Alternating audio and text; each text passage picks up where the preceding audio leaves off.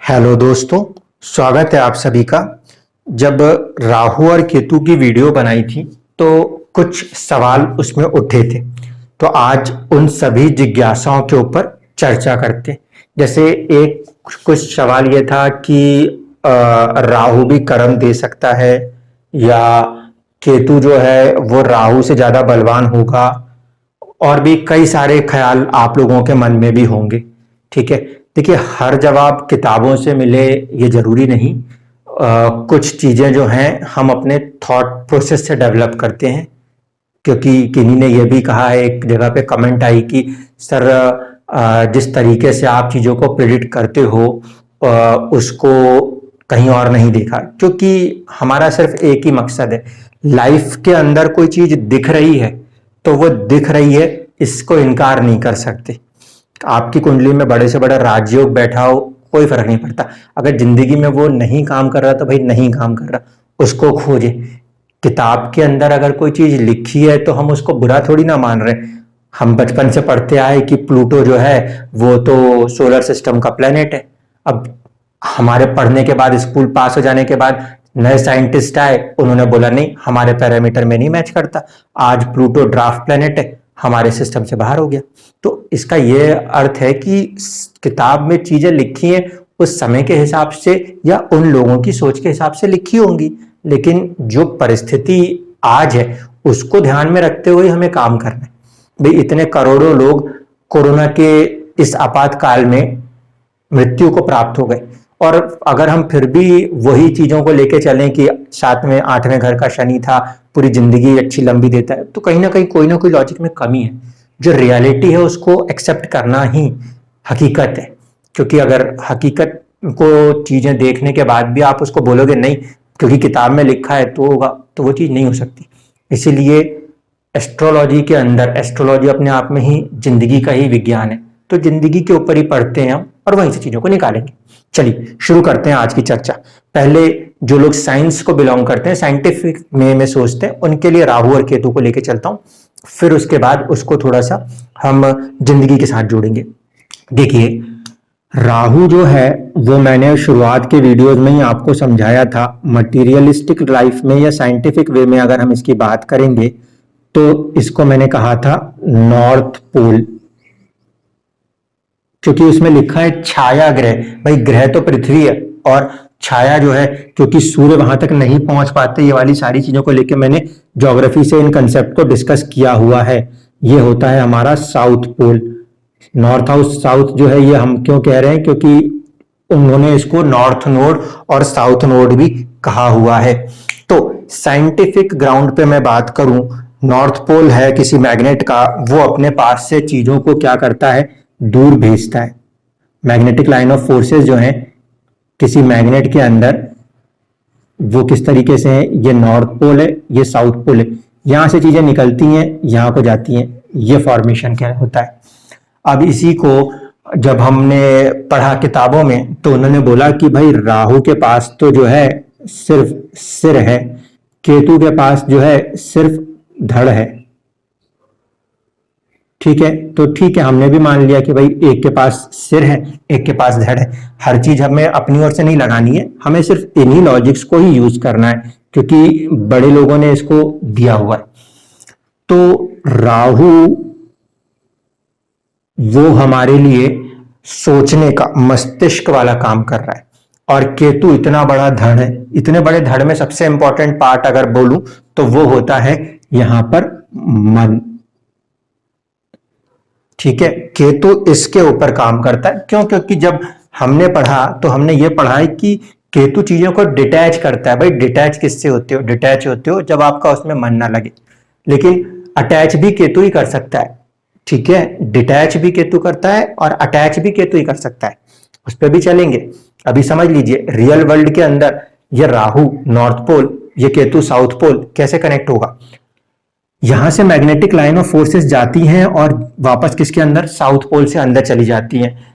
ये राहु है, राहु जो है ये आपका मस्तिष्क है जो चीजों को इंटरप्रेट कर रहा होता है। ठीक है, आप कहीं गए, आपकी इच्छाएं हैं, राहु उसमें आपने किसी चीज को देखा, मान लीजिए आपको कार बहुत पसंद है, तो आप कहीं से जा रहे हो और आपको कार दिखाई दी, ये कार दिखाई दी, ये सिग्नल किसकी तरफ जा रहा है? राहु की तरफ। उसने चीजों को देखा, उसको पता है इसे कार कहते हैं, कार को कुत्ता नहीं बोलेंगे। क्यों? क्योंकि राहु चीजों को वहां पे देख रहा है, वो इंटरप्रिटेशन में हेल्प करेगा, मैं उसको भी समझाऊंगा। तो यहां पे राहु जिस भी चीज को देखता है उसके तरफ आकर्षण देता है, ठीक है, ये काम करता है राहु। और ये जो आकर्षण है, ये आकर्षण जाता किस तरफ है? ये जाता है आखिरकार आपके मन की तरफ, केतु की तरफ। कि आपका मन आता है उस पर कि हाँ ये अच्छा लग रहा है, मेरे पास भी होना चाहिए, उसके पास है, मेरे पास होना चाहिए। मेरे मन में ख्याल आया, मन में ख्याल आया तो उसको देखकर हमने भी प्रयास करना शुरू कर दिया। तो ये क्या हो रहा है? हमने अपने मन को उसके ऊपर स्थिर कर दिया कि वो गाड़ी मेरे पास भी होनी चाहिए। क्योंकि मन उस पर स्थिर है तो फिर आप उसके पीछे लग गए हो, काम कर रहे हो, तपस्या कर रहे हो। एक जगह बैठ के सिर्फ पलत्ती मार के बैठ जाने को तपस्या नहीं कहते। तपस्या का मतलब है कि आप उसमें इतने विलीन हो गए हो कि आप हमेशा उसी के बारे में सोच रहे हो। वही चीज आप पा नहीं जाते जब तक, तब तक आप उसके अंदर अपने आप को लगाए हुए हो, ठीक है। ये चीज कहलाती है तपस्या। और केतु जो है वो तपस्वी बनाता है, वो मन को बाकी की सारी सराउंडिंग से, ये शब्द जो बोल रहा हूं उनको ध्यान रखिएगा क्योंकि इसको जिंदगी के साथ जोड़ के दिखाऊंगा। केतु आपके मन को बाकी के सारे सराउंडिंग से अलग करके किसी एक चीज पे लगा देता है, और किसी एक चीज पे लगाता है उसी को कहते हैं कि उसने दुनिया से डिटैच किया है, लेकिन अटैच तो फिर भी कर रहा है। राम का नाम लेकर जो लोग पूरी दुनिया को छोड़ते हैं वो भी राम से तो अटैच हो रहे हैं, ठीक है। इस कारण से बहुत सभी फैले हुए में से मिड पे एक लाइन को लेकर आ जाना, बहुत सारी चीजों में से किसी एक चीज को पकड़ के निकाल के आगे लेके चले जाना, यही तो साउथ पोल, यही तो केतु कर रहा है। बहुत सारी चीजें थी, मन बहुत सारी चीजों में से किसी एक को पसंद कर गया, वो है केतु। किसी एक पर आके उस पर स्थिर हो गया, वो है केतु। यानी कि केतु क्या कर रहा है? इनडायरेक्टली किसी एक पे अटैच कर रहा है और उस एक के बाद बाकी सबसे डिटैच कर रहा है। राहु जो है वो फैला रहा है, क्यों? क्योंकि उसको बहुत सारी चीजें दिखाई देती हैं, इस पे भी आ जाऊं, उस पे भी आ जाऊं, सारी चीजों पे आ जाऊं, ये काम राहु करता है। लेकिन जो एक्चुअल में किसी एक के ऊपर लग के काम करना है वो हेल्प करता है हमेशा, कहां से? केतु से। तो ये तो पहली चीज हुई कि राहु और केतु क्या है। अब इस बात को समझिए कि हम इस लॉजिक पर आए क्यों थे। राहु और केतु से हम किसी कर्मा को नहीं देख रहे थे, क्लियर कट बात करें। राहु और केतु से हम इस बात को देख रहे थे कि आपकी जिंदगी में, चलती चलती जिंदगी में अचानक से जो चीजें होती हैं उसको समझ रहे थे। वो चीजें जो आपने कभी जिंदगी में सोची भी ना हो कि कभी ऐसा भी हो सकता है, मैं कभी ऐसा कर पाऊंगा, ये चीज की बात हो रही है कि भाई वो चीज आखिरकार होती है और उसमें आपको सपोर्ट सराउंडिंग्स कैसे करती है वो इंपॉर्टेंट है। उसके लिए हम राहु और केतु के कर्मा की बात कर रहे हैं। यहां पे हम इंसान के खुद के कर्मा को डायरेक्ट नहीं कनेक्ट कर रहे कि आप यही कर्मा कर रहे हो। आपके आसपास का कोई ऐसा माहौल बन रहा है जो कि आपसे वो कर्मा करवा रहा है। अब देखिए, इसको थोड़ा सा पहले चलते हैं, एक छोटे से बच्चे को लेते हैं, क्योंकि जो बच्चे होते हैं जिन्होंने दुनियादारी नहीं देखी है वो ज्यादा एक फ्रेश वे में, एक ऐसा माइंड है, एक ऐसी आइडेंटिटी है जिसको अगर हम समझें तो हम जिंदगी को समझ पाएंगे। क्योंकि बाकी सब में तो क्या है कि हम भर लेते हैं बाहर की चीजें। एक छोटा सा बच्चा है और वो ज्यादा बड़ा भी नहीं है, मान लेते हैं कि 3 महीने, 6 महीने, 7 महीने के बच्चे को आप कंसीडर करिएगा, ठीक है। अब आपने पूरे दिमाग को, अपने पूरे दिल को, अपनी पूरी सोच को पूरी दुनिया से हटा दीजिए, सिर्फ उस बच्चे पे चलिए। हमें ये बच्चा सिखाएगा कि राहु और केतु क्या है। क्योंकि अब मैं आपको एक सवाल का जवाब दूंगा।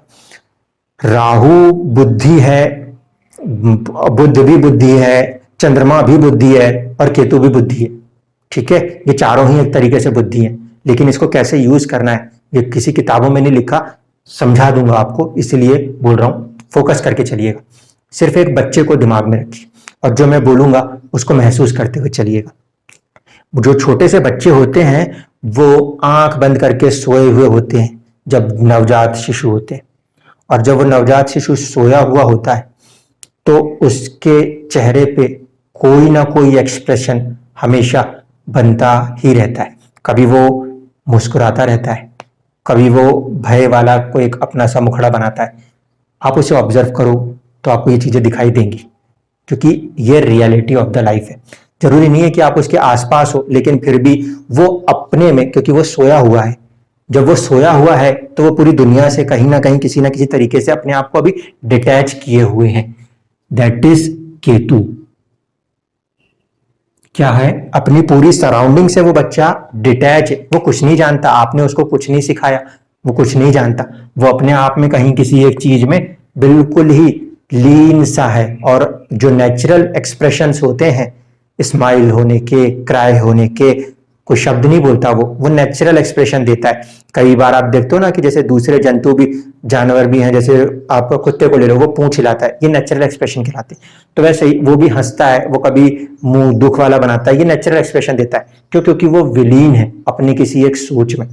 अब वो सो रहा था, कोई अचानक से कहीं पे बर्तन गिर गया, उसकी जो ये विलीनता थी उसमें दखल पड़ गया, वो रोने लग जाता है।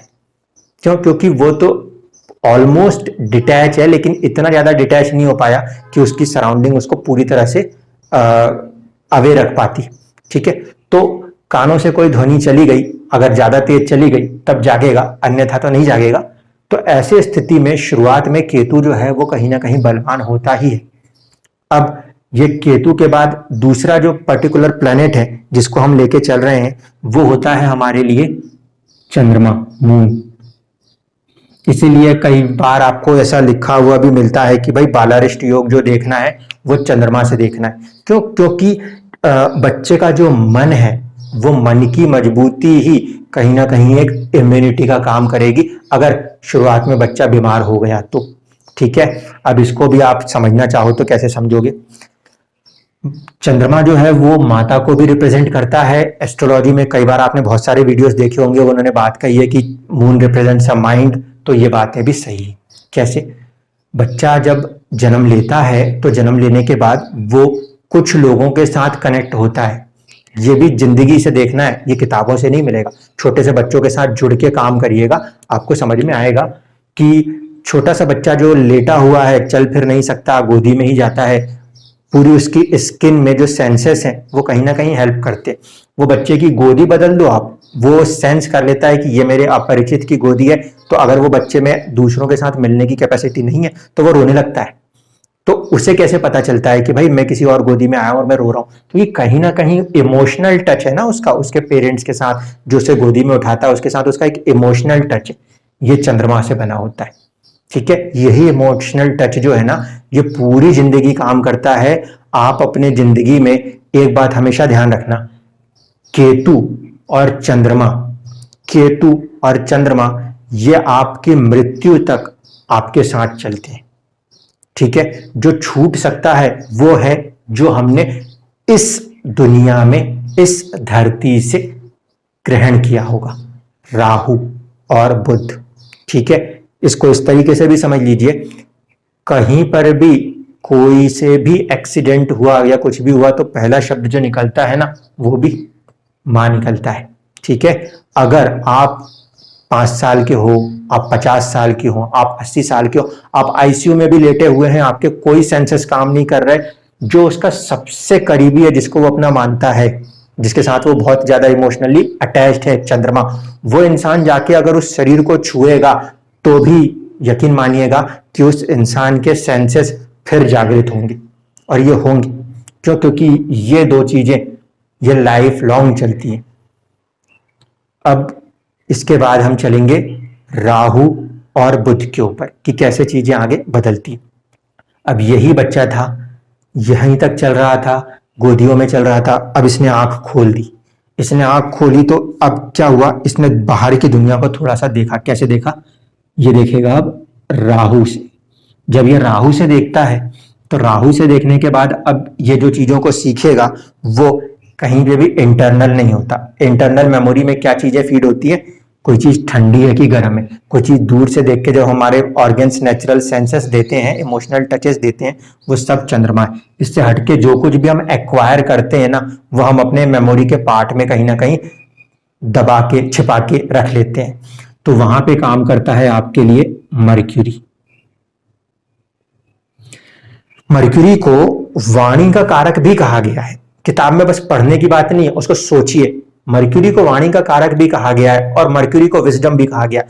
छोटा सा जो बच्चा होता है ना, वो कोई किताब नहीं पढ़ रहा होता, वो सुन रहा होता है पापा मम्मी भाई ये चीज वो चीज, जो कुछ भी उसको सुना रहे हो, जो भी आप उसको सुना रहे हो वही वो सुन रहा है। जब वो उसको सुन रहा है वही उसके दिमाग में फीड होती है। जो शब्द वो रट जाते हैं वही शब्द वो बोलने लग जाता है। वो क्या कर रहा है? राहु की चीजें। अभी तक तो केतु में क्या था, वो बिल्कुल अपने आप में सोया हुआ था, तल्लीन था। अब उसने आंखें खोली है, अब उसे बाहर की दुनिया दिख रही है। बाहर की दुनिया, Rahu, mother, father, brother, sister, सब कुछ दिख रहा है।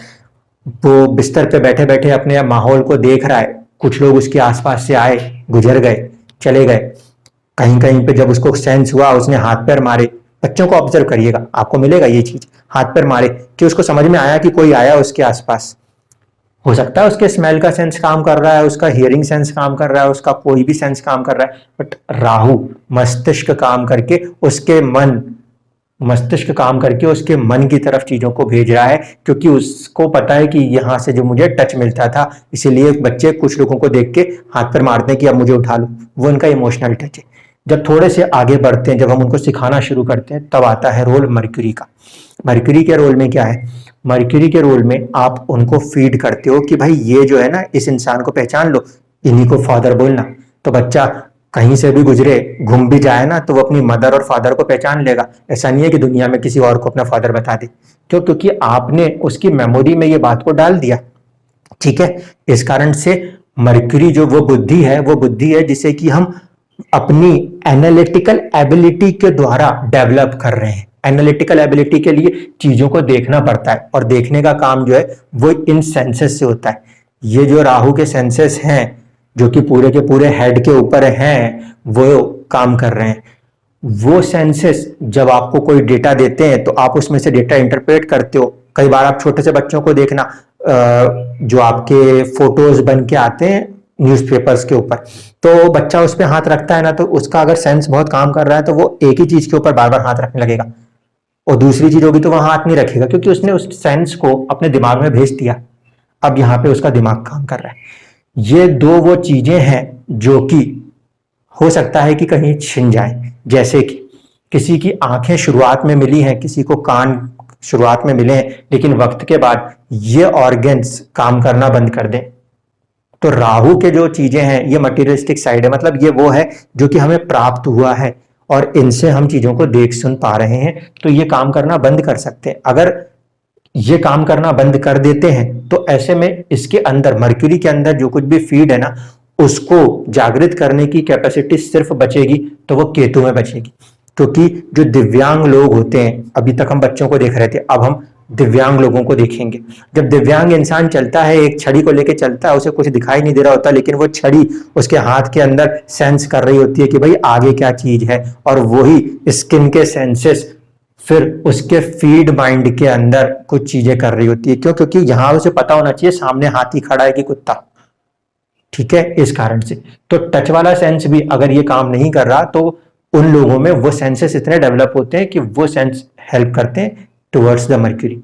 लेकिन कुछ ऐसे भी केसेस देखने को मिलते हैं जब हम हॉस्पिटल्स में जाते हैं कि इंसान ने अपनी जो याददाश्त है वो खो दी है। अब नहीं वो पहचान सकता कि कौन उनके फादर है, कौन उनकी मदर है। लेकिन जो छोटी छोटी चीजें हैं, खाना खाना, खाने का पचना, हंसना, रोना, ये केतु का डीएनए और चंद्रमा ये तब भी काम करते हैं।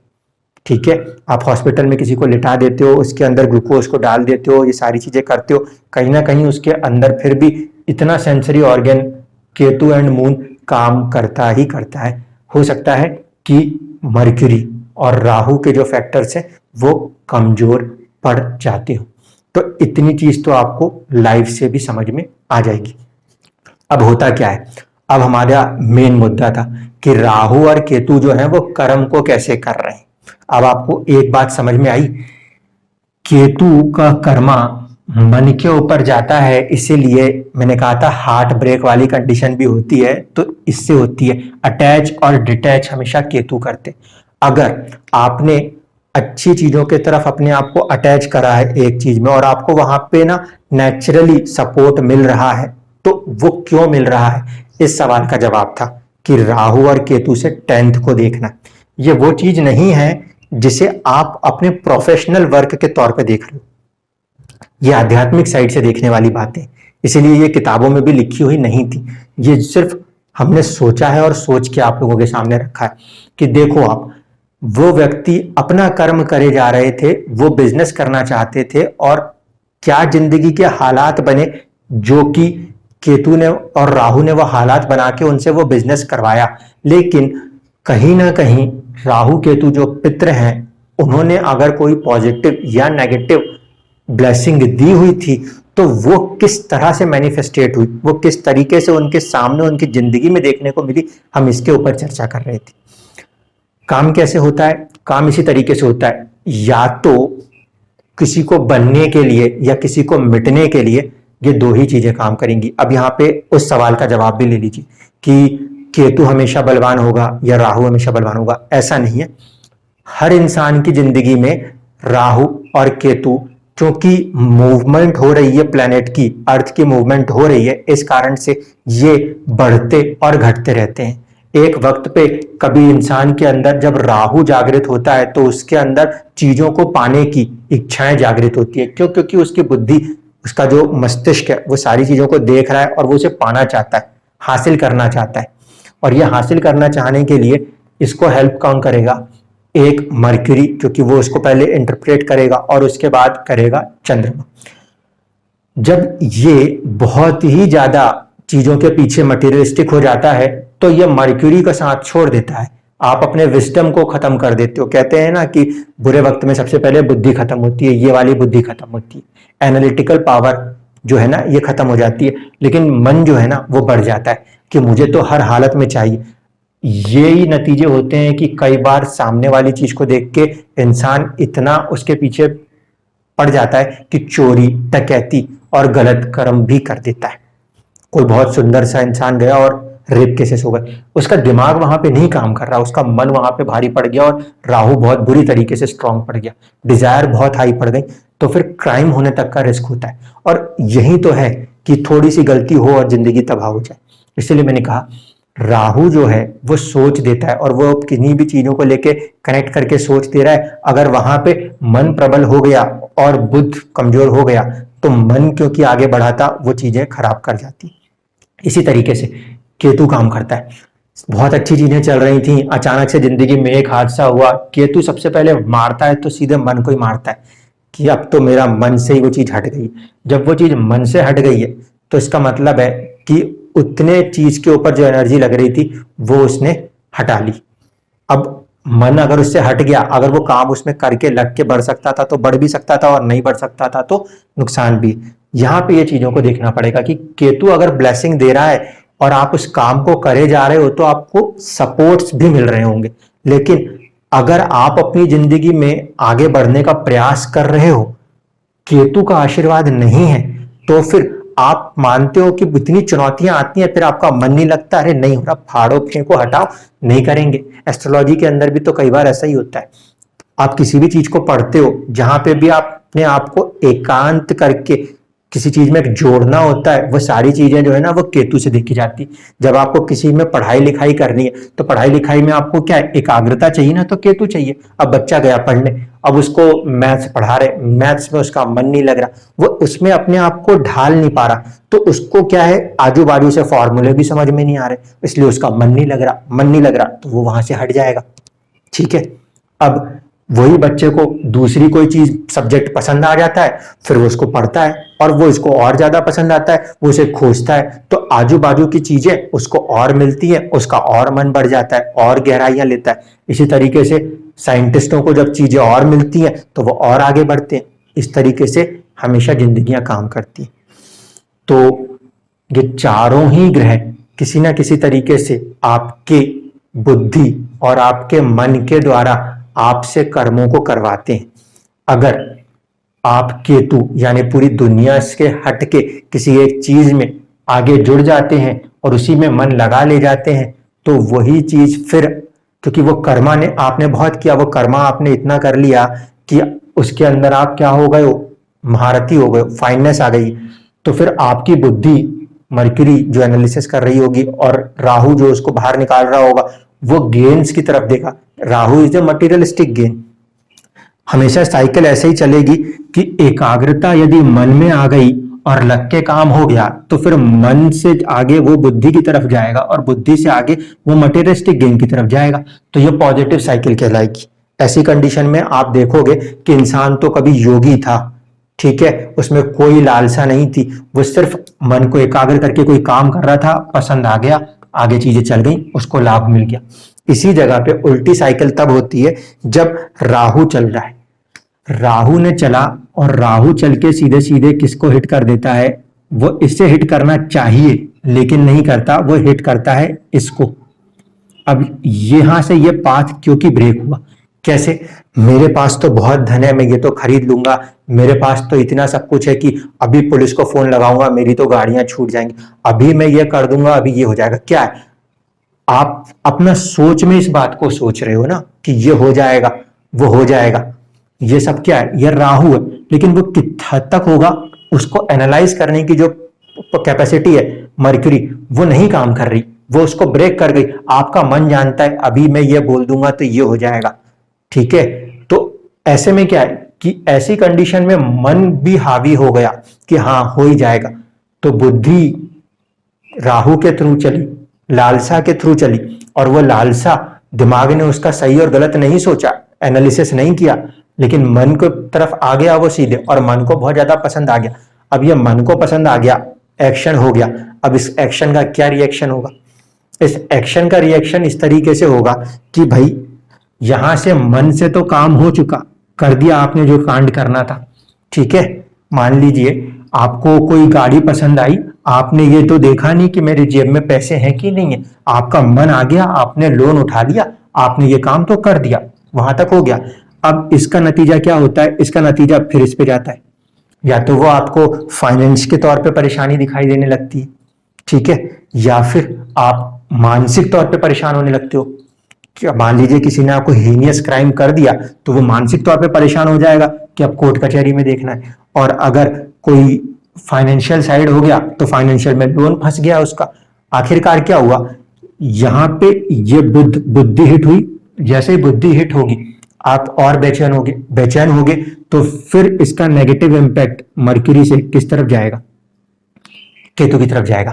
केतु की तरफ क्यों जाएगा, केतु ही तो एकाग्रता दे रहा था। अब आपकी बुद्धि जो है वो एकाग्र रहने लायक ही कहां बची। जब इंसान घबराया हुआ है तो मन तो वैसे ही पहले ही टूटेगा और दिमाग काम भी नहीं करेगा। इसीलिए कुछ ऐसे जब बातें होती हैं लोगों से तो वो क्या होते हैं, चंद्रमा और मरकरी कमजोर दिख रहा है तो वो बहुत ही ज्यादा घबराए हुए, चीज हो रही है कि नहीं हो रही पता नहीं, बहुत ज्यादा सोचेंगे कल को ऐसा ना हो जाए, परसों को वैसा ना हो जाए, और वो बुद्धि उनको समझने को देगी नहीं कि भाई ऐसा नहीं होगा, रुक जा, शांत हो जा। ये दोनों नहीं होंगे तो एकाग्रता नहीं आएगी। जब एकाग्रता नहीं आएगी, मन एक जगह पे स्थिर और शांत नहीं होगा, तो सारी की सारी चीजें डिस्टर्ब कर जाएंगी। अब यही चंद्रमा आपका मन और ब्लड सब चीजों को दर्शाता है। फास्ट पंपिंग, आपके शरीरों के अंदर इतना सारा जो हार्मोनल रिलीज है वो सब कुछ होने लगेगा और आप बीमार पड़ने लगोगे। यही सिर्फ साइकिल्स थी, इन्हीं साइकिल को समझाना था। और पितृ बस यही काम कर रहे हैं, या तो कहीं पे किसी एक चीज में जुड़ने का काम करा रहे हैं और आगे बढ़ा दे रहे हैं। होता ना कि भाई मेरे को तो पूरी जिंदगी में कुछ मिल ही नहीं रहा था इसलिए मैंने ये काम कर लिया, और जिस दिन उसने वही काम किया उसी काम से वो बहुत आगे बढ़ गया। और कुछ लोगों को अच्छा चलता हुआ काम चल रहा था, दिमाग ने बड़े बड़े ख्याल दिखा दिए और वो वहां से हटके पूरी तरीके से बर्बाद हो गए। तो इस तरीके से राहु और केतु हमें अपने तरीके की समझ को या अपने तरीके से कामों को करा के हमारी जिंदगियों में बदलाव लेकर आते हैं। इसका रियल लाइफ का जो जॉब है, ये वाले जॉब वाले वर्क को लेके हमने डिस्कस नहीं किया था। यहाँ पे हमने उन कामों की बात की थी जो आपने कभी सोचा नहीं हो कि आप ऐसा साहस, पराक्रम, करेज कर बैठोगे जो या तो अच्छे में हो या तो बुरे में हो, ये इस बात को दर्शाता है। एक और सवाल था पितृदोष को लेकर। देखिए, पितृदोष को लेकर बहुत सारी चीजें लिखी हैं। हमारा सिर्फ एक ही मत है, इंसान की जिंदगी में अगर कोई चीज हो रही है तो वो उसको थोड़ी देर सोचने और समझना चाहिए कि आखिर मेरे साथ ऐसा हो क्यों रहा है। शायद कोई इंडिकेशन वहां आपके साथ छुपा हो, इसलिए उसको हम कहीं ना कहीं किसी ना किसी तरीके के दोष के रूप में मानते हैं। लेकिन जरूरी नहीं है कि आपके साथ कोई चीज बुरी हुई है तो वो हमेशा बुरी के लिए हुई है। क्यों हुई है उसको सोचिए, उसको खोजिए, उस पर काम कीजिए। हो सकता है वो आपको उसी बेस पे एक नया रास्ता भी दिखा दे और एक नया फायदा आपको अपनी जिंदगियों में देखने को मिले। धन्यवाद।